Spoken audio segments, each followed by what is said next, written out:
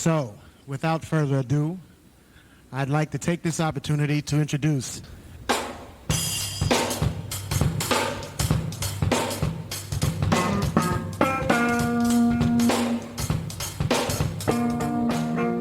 This is another in a series of live broadcasts enjoying the creative sounds of music and harmony. Hope you enjoy. Don't touch that dial. Keep it locked. Tuned in and turned on. Welcome to the Talk Dirty to Me podcast with the Maestro. Not just numbers, not just stats. It's about what they mean. And now, your host, the Maestro.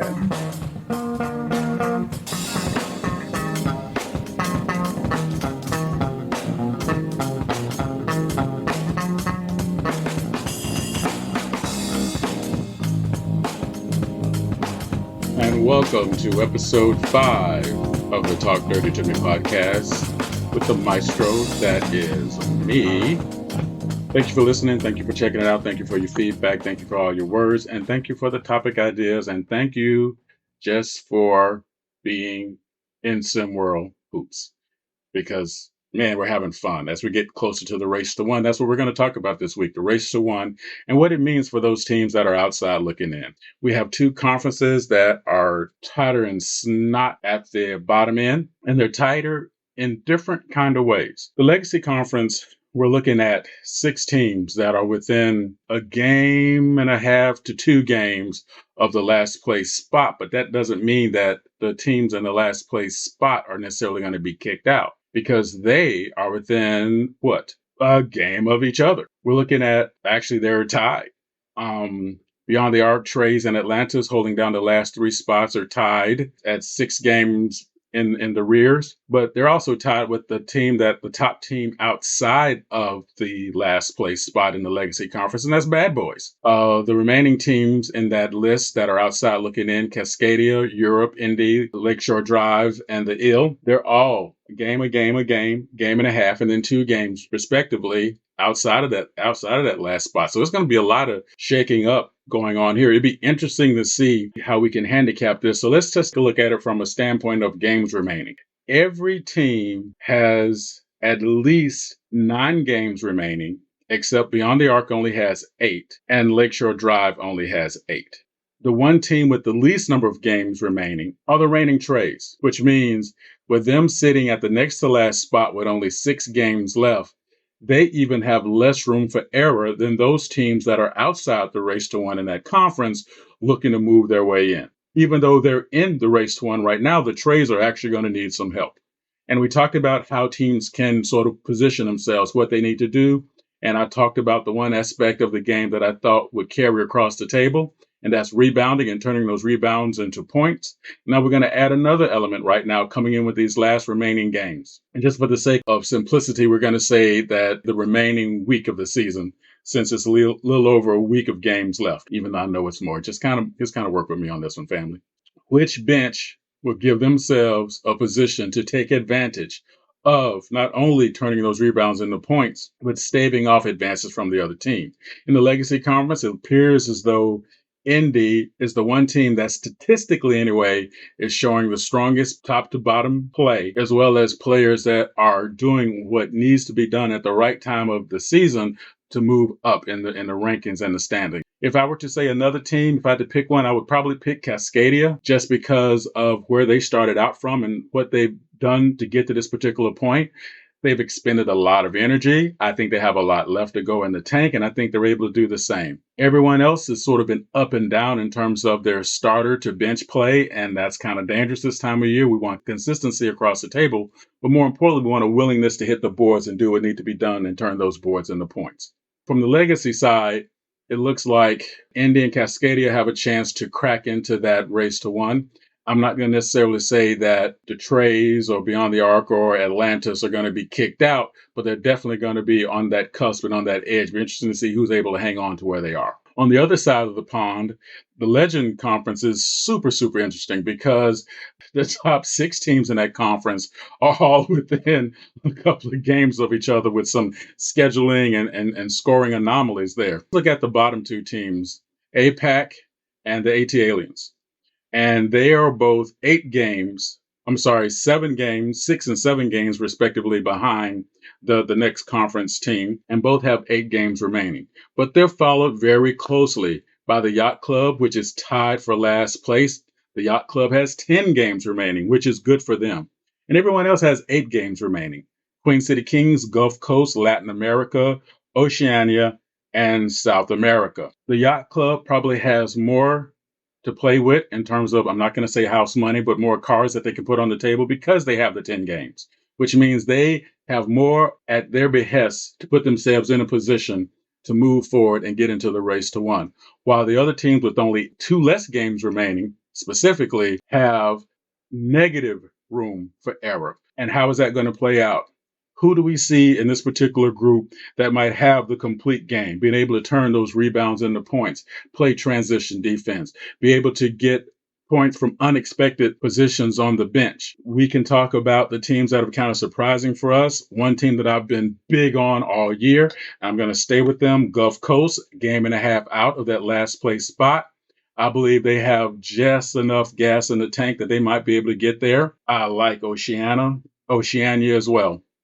Another team that seems to have multiple contributions from multiple places, and they can turn that into wins to be able to move and propel themselves up. But with only 8 games remaining, again, we talked about this before, there is negative room for error, and they will have to prove it because APAC is playing a top-level game of ball right now, and the AT Aliens seem to be finding their own. As inconsistent as they have been, they seem to be finding their own at a time when that's exactly what you want to see. Oh, man, it's going to be fun.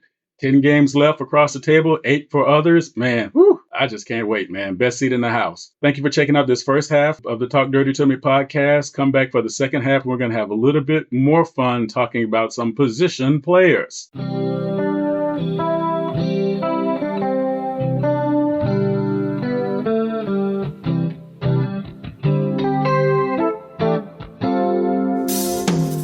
Thank you for listening to the Talk Dirty to Me podcast with the Maestro.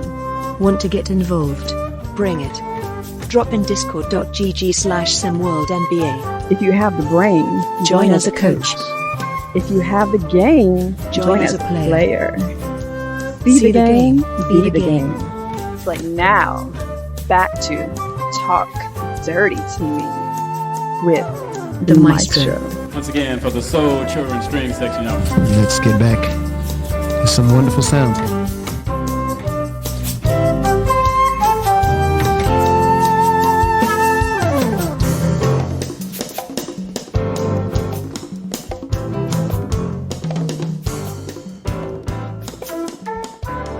And welcome back to the second half of episode 5, Talk Dirty to Me podcast with the Maestro, blah, blah.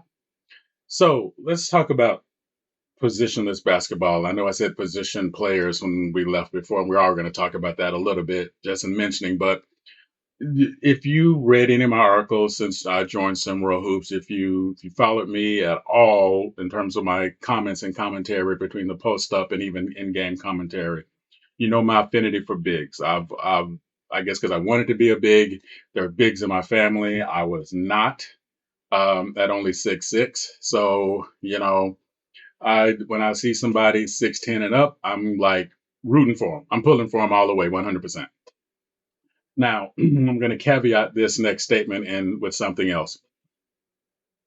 And that is, I got away from basketball for a few years. The game had moved into a direction that I just did not find interesting. And again, to be full transparent, you guys know I'm not yell at the cloud guy or go pick a fight with a rock guy, but it just had moved in an era that this just did not look like it was no longer an interesting game to me, just to put it simply. But what has happened for me since going back a few years ago now, I had an opportunity to do a live draft night show with some old radio buddies from New York and Atlanta, and it made me delve back into the game a little bit more than I had done in a long time. And I was glad that I did, actually. I sort of refound my love through the college game and now into the pro game again. But my heart is always with how I see the game evolving and developing. And I see so much promise, man. I see so much positivity in terms of where the game can now move, especially as I'm seeing more and more players now from all over the planet, as we witnessed with this last draft, being able to put themselves in a position to become impact players at the highest level of basketball in the world. And I see a lot of that happening with players that are moving from the prep level to the college level. So let's talk about what that means for a minute. And let's talk about what it means for the position that I love the most, the bigs. Now, basketball has moved to a positionless game. We're looking for people who can score inside, outside, make their own shots. The three ball has become more prevalent than before. And basketball is not the only sport that have made a transition to the big shot game. The NFL did it starting back with Joe Namath in the 60s, but then it really grew as we moved into the era of Elway, Marino, and the likes as we looked into the NFL into the 80s, away from the run game into the passing game. Now, if you do not have a quarterback that can give you 3,000 yards a year, everybody's going to call him trash. It's what it is, regardless of what the plays the coach might be calling, right? But in the league, pick a league, what you see now is if players cannot put the ball in the bucket from anywhere on the floor, they're not considered players of value. What do I mean when I say that? Well, let's take a look at the draft this year alone, where the Naismith Basketball Player of the Year, as well as a couple of other top awarded players from college basketball, were not even drafted. Some of the other talent is choosing to, a lot of the drafted talent, especially early drafted talent, they actually forewent their college careers and went to the G League in order to just take a year of playing ball and learning ball at the highest level before they moved up. So if you're a player who's making that commitment to the game, making that commitment to go to the next level, and to do it via the college route as a big, you have a lot of options in front of you. So let's talk about those options and what do you need to do to make yourself as viable as possible at the next level. It's going to start with scoring. But as a big, you do not have to play with your back to the basket anymore. That's not expected of you, so don't. Be able to learn a move, learn multiple moves, get your handle together, be able to score on the ball away from a set play for you, because you're probably not going to get a set play for yourself. And you can also do it in a way that a lot of other players cannot. And that is, as a big, you can hit the boards with a higher percentage of success to get rebounds, both offensive and defensive, and turn those offensive rebounds back into points. If you don't believe that you can do it, take a look at the career of a player like Bill Walton, who set the record for rebounds in a game as well as putbacks in a game multiple times, because he just basically planted himself like a rose bush underneath the basket half the time. Well, he couldn't run either, but that's a whole different story. But you can do that as well as learn how to move off the ball, learn how to play and make your own shot, and to do the other things that some of the players in that 6'6" to 6'10" range are doing now. And that is being able to score on the ball by being playmakers. There are a lot of bigs that have that talent. We see that this year. If I do not say your name, it's not because I'm dissing you. I'm talking about the players who have become impact players as bigs, showing both the playmaking ability as well as other things that teams will look for, like starting with Trey Hyman, with Mungan Williams, with Aaron Payne, Derek Long, Mason Green, Victor Ilgauskas, Tyson Simpson, Adam Max, Richard Hennessy, Kadarius Stack Jr. Those players, you see them within a game able to move around in the flow of the game, great off-ball movement, being able to put themselves in a position where they're able to impact the weak side of the court and turn that into a positive for them, because with the height advantage, easy alley-oop passes, easy to see the floor. They're great passers themselves, so they're able to turn that into points for their teammates. Those are the kind of things that coaches will look for, the kind of things that coaches will want to see, the people at the next level want to see happen. And as a big, you can do that. So embrace the idea that this is a positionless game and use the one thing you have to your advantage, and that is 6 to 7 to 8 inches over the next guy to you, and turn that into rebounds that turns into points. One suggestion for those who are trying to play in the paint, and I watched this a couple of times so far this season. A lot of times I see bigs get the ball in the paint and they start their move without recognizing where their defender is. And a lot of times they make a move into the defender, getting their shot blocked or getting a foul. Have court awareness. Know that if I get the ball here, first thing you do, how do you find your man? You look at the floor. You see where the feet are. That tells you if they're on your right hip or if they're on your left hip. Then you can make your decision about where you're going to make your move, how you're going to make your move, the direction in which you're going to make your move to the basket. Also, when you get a ball in the paint, do not put the ball on the floor. Do not drop the ball below your chest. If anything, pull it to your chest tight and then explode back into the rim. That's where those leg lifts are going to come in. That's where running those stadiums are going to come in, to get the power in your legs that you can utilize your height to your advantage to turn them into points right away. As I always try to state, choose violence in that particular segment. Go to the rim, not as a layup, not as a finger roll. Go to the rim. If you get blocked, if your dunk gets blocked, you're going to draw a foul. You draw a foul, turn those free throws into points. And we're going to talk about free throw shooting in another episode. But the idea for you as a big, yes, learn the game like everyone else. Develop a handle. Work with a guard to develop a handle. Work with someone who handles the ball all the time so you too can become a good ball handler. Work on your passing. Work on all those elements as a big, and then get your footwork together so you can work as a big in the paint to be an impactful player for your team, for everybody that's looking for you to help make a difference in where your team can and could be as you look to move forward to hopefully turn into wins for your team, but also for yourself to be able to put yourself in a position to get looked at by other teams and other people, decision makers, to get to the next level.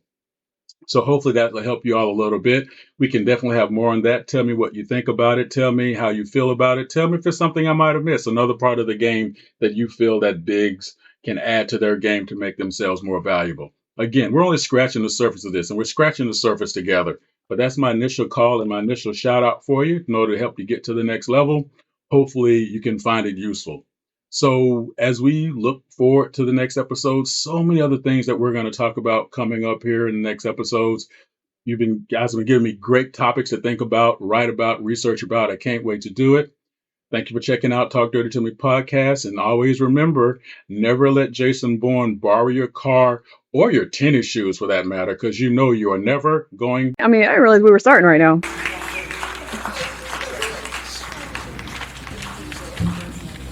Thank you very much.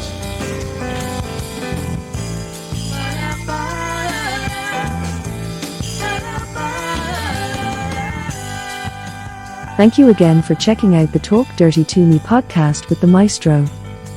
Drop a tag below and give us a piece of your mind. So, see you next time and talk dirty to me.